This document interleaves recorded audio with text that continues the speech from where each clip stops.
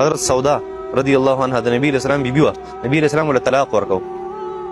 نبی اسلام ته یا رسول الله مال طلاق مرکو. نبی اسلام ولې طلاق ورکو؟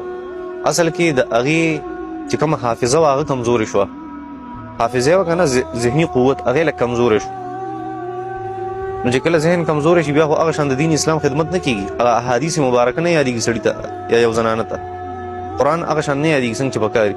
نو ذهن یې کمزوری شو. نبي اسلام اراده وه چې دا زه د خپلې نکاح نه وباسم. ځوانه وه، څه بوډۍ خو نه وه. نبي اسلام ورته وفرمیل تعالی زه طلاق او ښکلې یم څه بدرنګه هم نه وه. نبي اسلام وایي تعالی زه طلاق در کوم. یا رسول الله وایي ما له طلاق مه راکوه. خیر دی زما چې کوم وخت ما سره تېری هغه هم ماله مه راکوه. هغه چې ستا کومه بیبي خوښوي هغې له ورکه، او کم له ټایم ورکول پکار دي چې هغه دین اسلام خدمت وکړي، هغې له هغه ټایم ورکه.